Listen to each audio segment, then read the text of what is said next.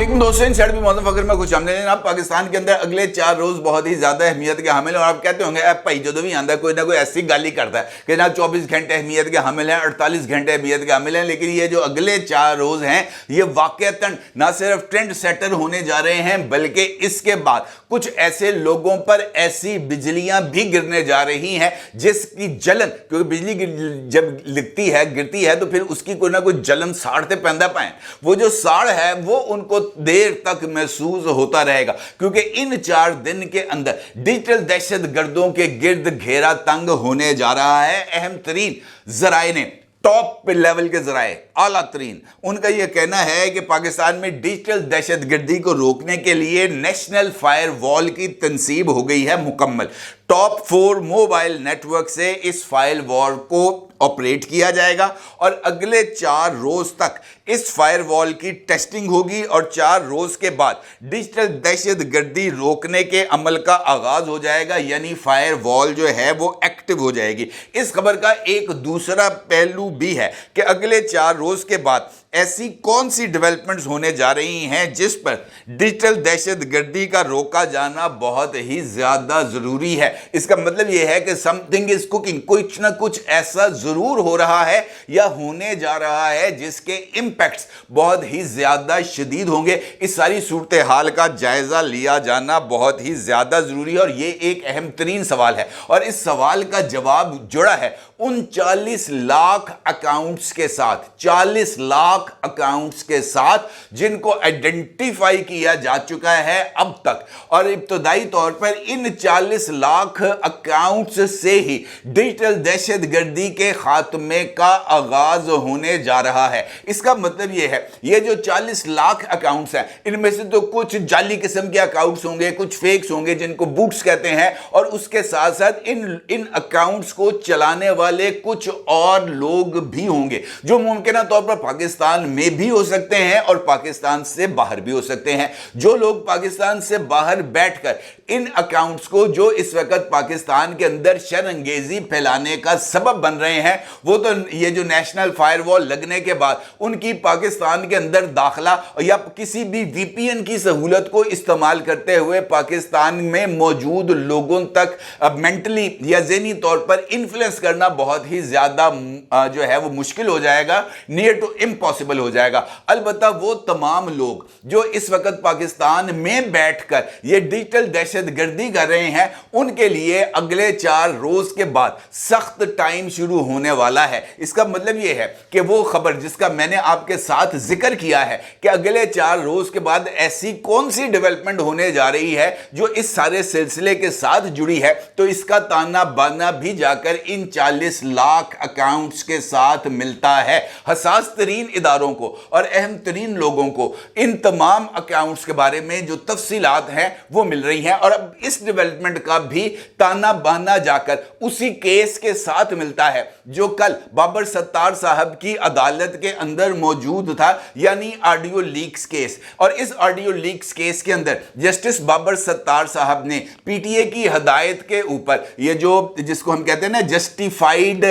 जो इंटरफेरेंस है इसको ना सिर्फ रोकने का हुक्म जारी किया था बल्कि उनका यह कहना था कि ये जो जस्टिफाइड इंटरफेरेंस है जिसको लीगल कवर दिया गया है पीटीए के जरिए और उसके नतीजे में कानून नाफिज करने वाले इदारों को कुछ ऐसे मोबाइल अकाउंट्स तक, कुछ ऐसे मोबाइल फोन्स तक की एक्सेस हासिल हो गई थी जिनको वो ना सिर्फ टेप कर सकते थे बल्कि उनके 2 लोगों के दरमियान होने वाली गुफ्तगू को भी सुन सकते थे और उन मोबाइल अकाउंट्स से भेजे जाने वाले टेक्स्ट मैसेजेस को भी रीड कर सकते थे। लिहाजा जस्टिस बाबर सत्तार साहब ने इस बात का जिक्र किया है अपने कल के फैसले में कि पीटीए की तरफ से ये जो एक्सेस दी गई है, ये एक्सेस नामालूम लोगों को जो एक्सेस दी गई है ये बादियुन नजर के अंदर मुल्की कानून के खिलाफ है और ये शहरियों के जो जाती जिंदगी है उसके में मुदाखलत के मुतरादिफ है। जनाब जस्टिस बाबर सत्तार साहब ने इस केस के जो समात के दौरान ना सिर्फ उन्होंने जो है major general retired Hafizur Rahman साहब 2 स्टार जनरल रिटायर्ड हैं और वो चेयरमैन पीटीए भी हैं। उनको जनाब ना सिर्फ उन्होंने तौहीन अदालत का नोटिस जारी किया है बल्कि उन्होंने इस सर्विलेंस सिस्टम को बादियो नज़र में गैर कानूनी भी करार दिया था। उनका ये कहना था कि लॉफुल इंटरसेप्ट मैनेजमेंट सिस्टम जो कि पीटीए की अप्रूवल के साथ मोबाइल नेटवर्क्स जो है उनके ऊपर लगाया गया था, ये एक दुरुस्त इकदाम नहीं है। और उन्होंने इसके साथ साथ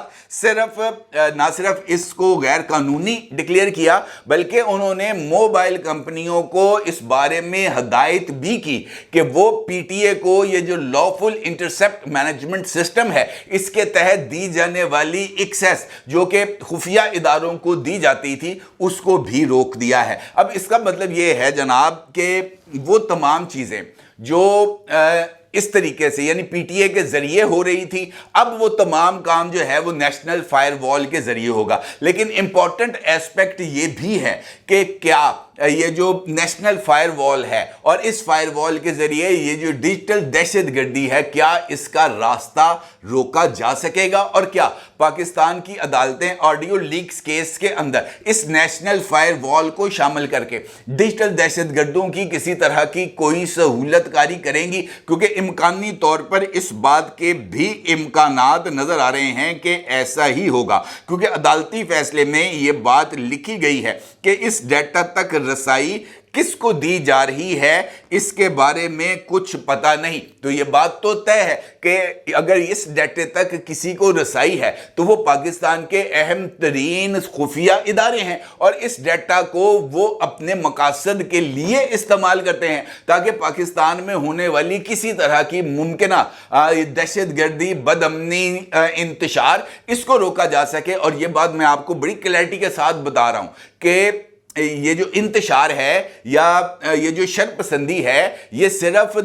बंदूक के जरिए या अपने आप को फाड़ के नहीं होती, ये मोबाइल के जरिए भी होती है, ये लोगों के जहनों के साथ खेल कर भी होती है, ये पाकिस्तान के लोगों को रियासत पाकिस्तान के खिलाफ उकसा कर भी होती है। लिहाजा इन इदारों की जो डोमेन है वो बहुत ही ज्यादा वसी है। अब इस मामले को 6 जजेस के खत के साथ अगर जोड़ के देखना है या इस बात से देखना है कि जनाब हमने किस तरीके से साकिब निसार की आल औलाद की कफालत करनी है यानी उनके जराइम की पर्दापोशी करनी है, किस तरीके से बुशरा बीबी की ऑडियोज जिसके अंदर वो इस बात का एतराफ़ करी हैं कि तोशा खाने का सामान वजीर आजम हाउस से बनी गाला आ रहा है, और उस हवाले से इनाम के साथ जो कि वहाँ का सिक्योरिटी गार्ड था, उनका सिक्योरिटी इंचार्ज था, उसके साथ वो गुफ्तगू करती हुई उससे पूछ रही हैं कि तुम होते कौन हो कि वजीर आजम का मिलिट्री सेक्रेटरी MS यहाँ पर सामान भेज रहा है और तुम वो कह रहे हो कि जनाब मैंने रजिस्टर के अंदर इसकी एंट्री करनी है। तो ये क्या लॉफुल एक्ट था? यकीनी तौर पर बुशरा बीबी और उस MS दोनों की तरफ से ये अनलॉफुल इकदाम थे, लेकिन इस अनलॉफुल इकदाम के खिलाफ कार्रवाई के रास्ते में खुद इस्लामाबाद हाई कोर्ट ने रुकावट खड़ी कर दी है। अब जैसे ही इस कार्रवाई का आगाज होगा यानी जैसे ही नेशनल फायरवॉल जो है वो कार्रवाई का आगाज करेगी तो फिर उसके नतीजे में वो तमाम लोग जो शरपसंदी कर रहे हैं उनके खिलाफ मुकदमात दर्ज होंगे, उनको घरों पे छापे मरेंगे, उनको उठाया जाएगा, उनको हिरासत में लिया जाएगा। फिर इंपॉर्टेंट नुक्ता ये आ जाएगा कि क्या इन लोगों के खिलाफ जो कार्रवाई है वो किस कानून के तहत होगी? क्या साइबर क्राइम एक्ट के तहत उनकी कार्रवाई होगी? FIA उनके खिलाफ कार्रवाई करेगा और अल्टीमेटली जो मर्जी आप कर ले, इन लोगों ने जाना इन्हीं अदालतों में है और उन अदालतों में बैठे लोग जो है उनकी ज़हनियत तो मैंने आपको बता दिया कि ना सिर्फ बहुत हद तक वाज़े होती हुई नजर आ रही है बल्कि ये इस बात की तरफ भी इशारा है कि पाकिस्तान का निज़ाम इस वक्त बहुत ही ज़्यादा इन्हितात का शिकार है और हर गुजरता दिन पाकिस्तान के इस निज़ाम को और ज़्यादा जो है वो दलदल में धकेल रहा है। Chief of army staff general Asim Munir साहब एक से ज़ायद मर्तबा इस बात का इजहार कर चुके हैं कि झूठ और प्रोपोगेंडा ये जो है वो किसी भी मुआशरे के लिए जहरे कातिल है और इसके अंदर तो कोई दो राय नहीं। अभी हम देखते हैं कि अचानक ही कोई ना कोई चीज़ शुरू हो जाती है जिसका ना सर होता ना पैर होता, बल्कि खुद अभी जस्टिस अतर मिनल्ला साहब की साहबजादी के हवाले से एक